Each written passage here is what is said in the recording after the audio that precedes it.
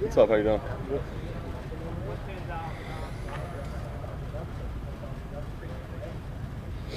Do you feel like you've kind of carried over some of the stuff that you were hoping to do at the start of this training camp? You feel like you're kind of playing pretty well in the passing game right now and all that? Yeah. I feel like I've been given opportunities, and the opportunities I've been given, I've capitalized on so far.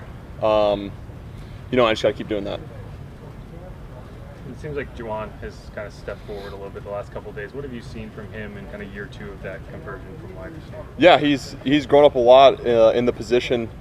I mean, it's just what it comes with experience. I told him last year, like, you have to fail and mess up to learn, and then you correct it. Like, that's just what happens, and he's gone through that. So he's just continued to get better, and he works his tail off, and I know we're all excited about him. Feel like you went through that as well last year? Yeah. I mean, I was more familiar, obviously, but yeah, same thing, exactly. You got to go through it, and it happens to you, and then it becomes a problem when you keep making the same mistake twice or 3 times or 4 times, obviously. What is it that you want to be doing better this time of year and heading into this season?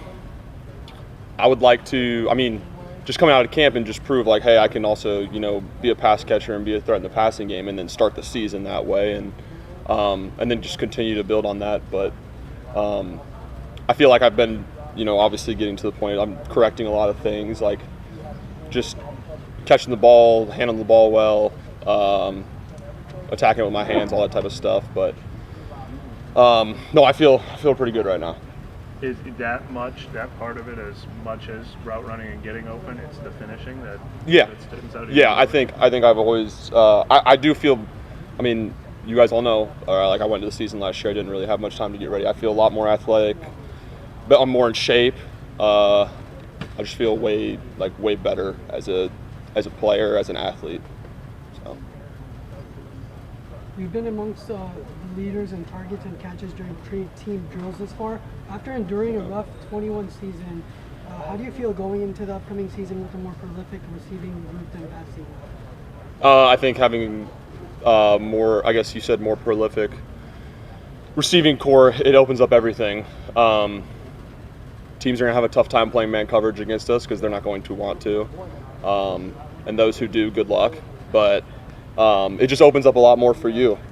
So it just takes the attention away from you, which is a good thing. What happened to your shirt? Oh, I think it just went through the wash, honestly. No shade at the equipment guys, but... With such a talented group across from you as well, in terms of linebackers, safeties, corners, how does that help you develop on a daily basis? Yeah, it's great. Defensively, so when we talk about run game, we have the best run stopping, like run defense. Like, our defensive line actually plays the run. A lot of teams, you watch film and they're not really, they just want to rush the passer second and long, third down.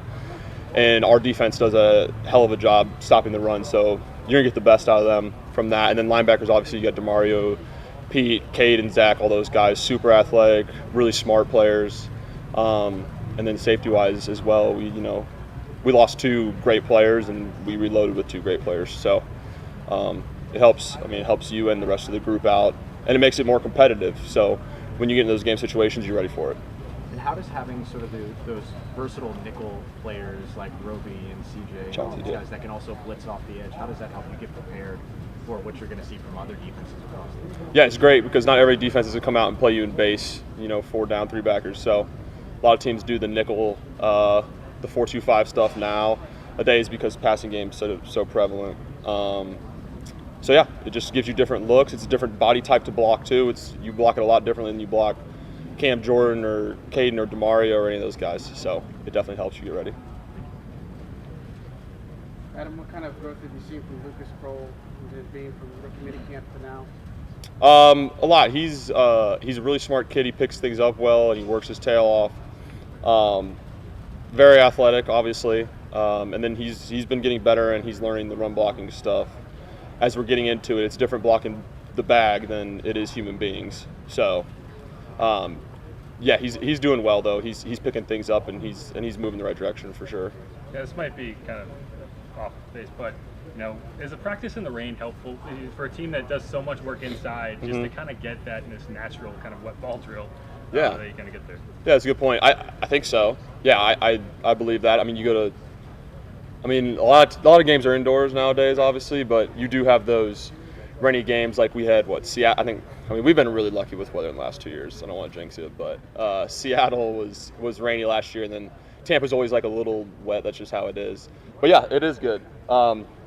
Especially when you're used to practicing outside in the sun and it's 95 degrees, feels like 150 outside. So, no, it's good. It's good to get the rain, and yes, it is good for just a natural wet ball drill. So. That was like nasty wet. What'd you say? Nasty? Nasty wet, not rain wet. I'll tell you what. Yeah, the field's a little wet. I don't know why. But it is. So. All good. Well, thank you. All right. I appreciate it.